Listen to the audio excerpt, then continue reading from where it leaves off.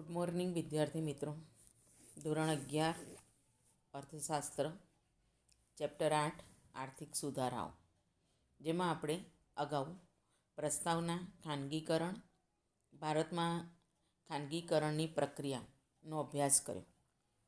હવે આજે આપણે ભારતમાં વિદેશી મૂડીરોકાણના પ્રકારો, પ્રત્યક્ષ વિદેશી મૂડીરોકાણનું સ્વરૂપ, ભારતની વિદેશ વ્યાપાર નીતિ અંગેનો અભ્યાસ કરીશું. ભારતમાં વિદેશી મૂડીરોકાણ વૈશ્વિકરણની પ્રક્રિયામાં પ્રત્યક્ષ વિદેશી મૂડીરોકાણ એક અગત્યનું પગલું ગણાય છે. વૈશ્વિકરણની જે પ્રક્રિયા છે એમાં પ્રત્યક્ષ વિદેશી મૂડીરોકાણ એક અગત્યનું પગલું ગણાય છે. ભારતની નિયંત્રિત અર્થવ્યવસ્થામાં રાજ્ય જ દેશની નાણાકીય જરૂરિયાતો જેવી કે ઉદ્યોગોની સ્થાપના માટે મૂડીરોકાણ, ચીજવસ્તુઓ, સેવાઓ કે ટેકનોલોજીની આયાત માટે વિદેશી હુંડિયામણની જરૂરિયાત વગેરે માટે વિદેશી સંસ્થાઓ કે વ્યક્તિઓ પાસેથી મદદ લેતી. ભારતની નિયંત્રિત અર્થવ્યવસ્થા રાજ્ય જ દેશની નાણાકીય જરૂરિયાતો જેવી કે ઉદ્યોગની સ્થાપના માટે મૂડીરોકાણ, ચીજવસ્તુઓ, સેવાઓ કે ટેકનોલોજીની આયાત માટે વિદેશી હુંડિયામણની જરૂરિયાત વગેરે માટે વિદેશી સંસ્થાઓ કે વ્યક્તિઓ પાસેથી મદદ લેતી. કારણ કે વિદેશી રોકાણ ઉપર નિયંત્રણો હતા. મદદ લેતી કેમ? તો કે જે વિદેશી રોકાણ ઉપર નિયંત્રણો હતા. 1991 પછી રાજ્યે આર્થિક કાયદાઓમાં ફેરફાર કરીને વિદેશી વ્યક્તિ કે સંસ્થાઓને સીધું જ ઉદ્યોગમાં વધુ પ્રમાણમાં રોકાણ કરવાની છૂટ આપી.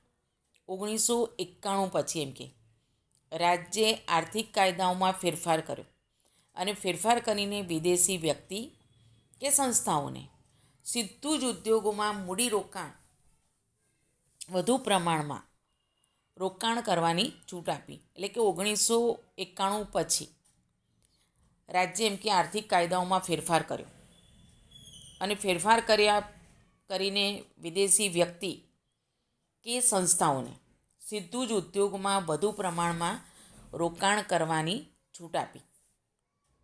વિદેશી મૂડીરોકાણના પ્રકારો. વિદેશી મૂડીરોકાણના પ્રકારોમાં વિદેશી મૂડીરોકાણને બે રીતે સમજી શકાય. એમાં પહેલું વિદેશી સંસ્થાકીય મૂડીરોકાણ. જ્યારે વિદેશી રોકાણકર્તા વસ્તુ કે સેવાના ઉત્પાદનમાં ફેક્ટરી કે ધંધાની સ્થાપના કરવાને બદલે દેશના નાણાં બજાર, મૂડી બજારમાં શેર કે બોન્ડની ખરીદી કરીને રોકાણ કરે છે, તેને વિદેશી સંસ્થાગત રોકાણ કહેવામાં આવે છે.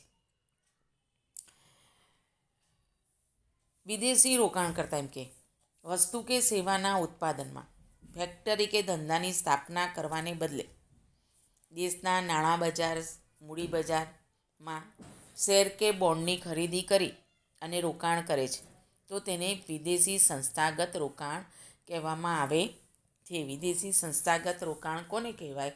આવો પ્રશ્ન નાનો 1 માર્કનો પૂછી શકાય. આવી કંપનીઓએ વિદેશી સંસ્થાગત રોકાણકર્તા તરીકે રજિસ્ટ્રેશન કરાવવું જરૂર બને છે. આવી જે કંપનીઓ છે એણે વિદેશી સંસ્થાગત રોકાણકર્તા તરીકે રજિસ્ટ્રેશન કરાવવું જરૂરી બને છે. એટલે કે રજિસ્ટ્રેશન કરાવવું પડે છે. ભારત સરકાર દ્વારા નિર્ધારિત કરેલી માત્રામાં જ આવા રોકાણ કરી શકાય છે. ભારત સરકારે એમ કે નિર્ધારિત કરેલી જે માત્રા હોય એ માત્રામાં જ આવા રોકાણ કરી શકાય છે. મોટા ભાગે આવા રોકાણો વિદેશ બેન્કો, વીમા કંપનીઓ, મ્યુચ્યુઅલ ફંડ વગેરે કંપનીઓ દ્વારા થતા હોય છે. મોટાભાગે આવા જે રોકાણો છે એ વિદેશ બેન્કો, વીમા કંપનીઓ, મ્યુચ્યુઅલ ફંડ વગેરે કંપનીઓ દ્વારા થતા હોય છે. વિદેશી કંપનીઓ જેટલી ઝડપથી શેર બજારમાં નાણું ઠાલવે છે એટલી જ ઝડપથી પાછું પણ ખેંચી શકે છે.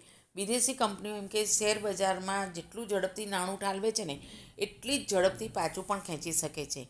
માટે દેશના અર્થતંત્રમાં તે અસ્થિરતાનું જોખમ પણ લાવે છે. અને એટલે એમ કે દેશના અર્થતંત્રમાં તે અસ્થિરતાનું જોખમ પણ લાવે છે. બીજો પ્રકાર છે પ્રત્યક્ષ વિદેશી મૂડીરોકાણ.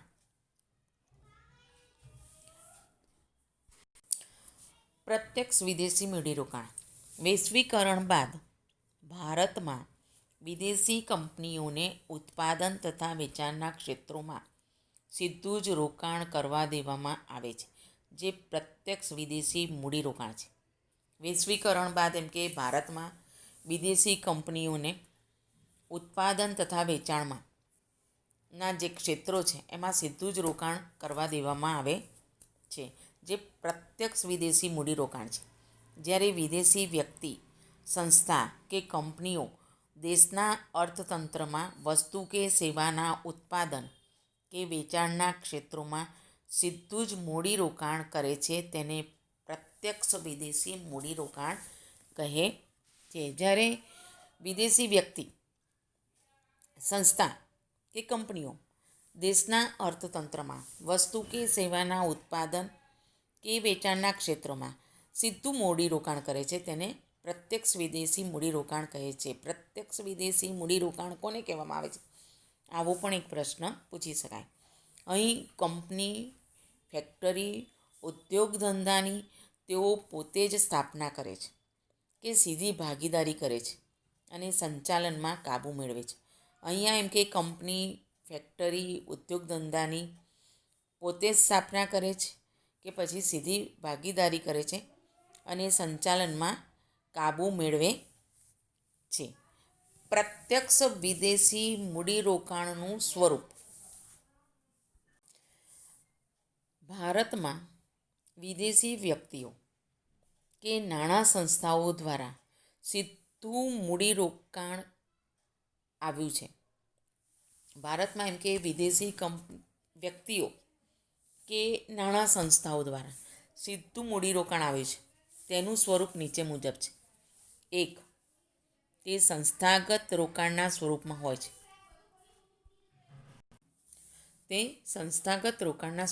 છે. સીધા મૂડીરોકાણના સ્વરૂપે હોવાથી તે વધુ સ્થિર રોકાણ ગણાય છે. સીધા મૂડીરોકાણના સ્વરૂપમાં હોવાથી તે વધુ સ્થિર રોકાણ ગણાય છે. બીજું, તે યંત્રો, કાચો માલ, સંપત્તિના સ્વરૂપમાં હોય છે. પ્રત્યક્ષ વિદેશી મૂડીરોકાણના સ્વરૂપમાં બીજું છે યંત્રો, કાચો માલ, સંપત્તિના સ્વરૂપમાં હોય છે. ત્રીજું, તે દેશમાં નવી ટેકનોલોજીના સ્વરૂપે આવે છે. દેશમાં એમ કે નવી ટેકનોલોજીના સ્વરૂપે આવે છે. અને ચોથું, તે કાર્ય સંસ્કૃતિ ઊભી કરે છે. ભારતમાં તબક્કાવાર વિવિધ આર્થિક ક્ષેત્રોમાં સ્વતંત્રપણે તથા ભારતના રોકાણકારો સાથે મળીને વિદેશી રોકાણકારોએ સીધું વિદેશી મૂડીરોકાણ વધાર્યું છે અને ભારતના વિદેશી હુંડિયામણની અનામતોમાં વધારો થયો છે.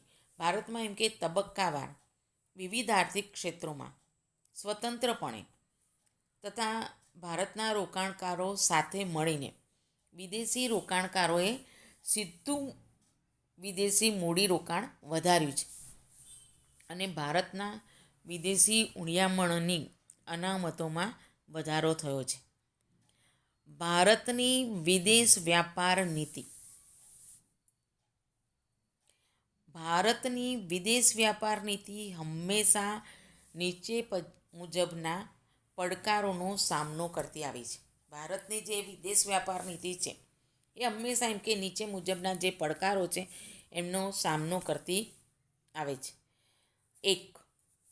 આંતરરાષ્ટ્રીય સ્પર્ધા સામે ઘરેલું ઉદ્યોગોને રક્ષણ આપવા માટે આયાતો ઉપર અંકુશ રાખવાની જરૂરિયાત.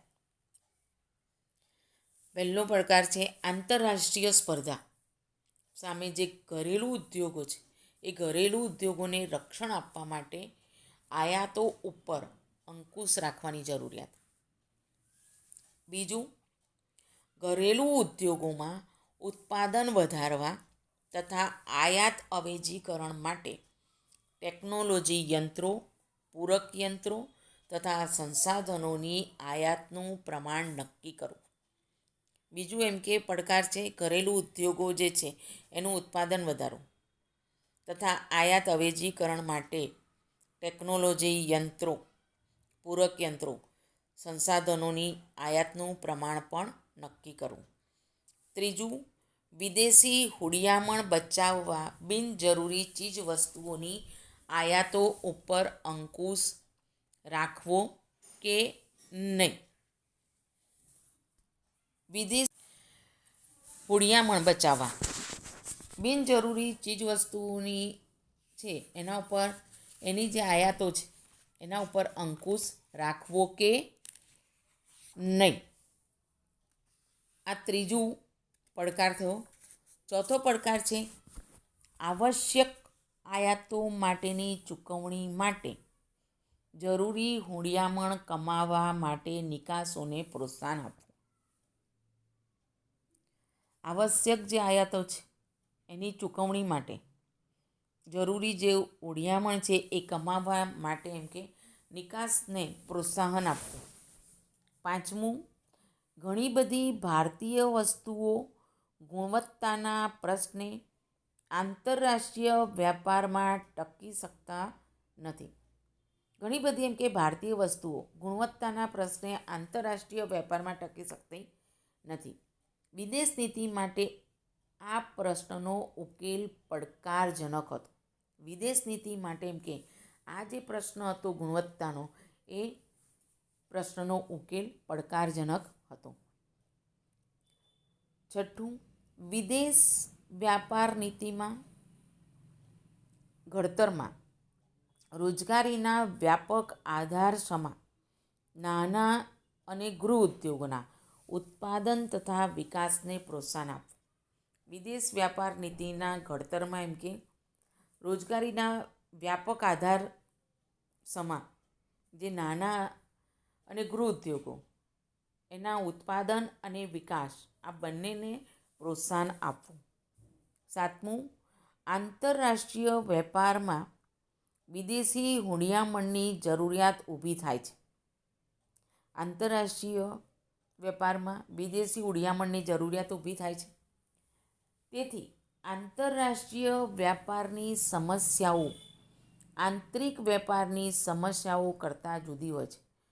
તેથી એમ કે આંતરરાષ્ટ્રીય વેપારની જે સમસ્યાઓ છે એ આંતરિક વેપારની જે સમસ્યાઓ છે તેના કરતાં જુદી હોય છે.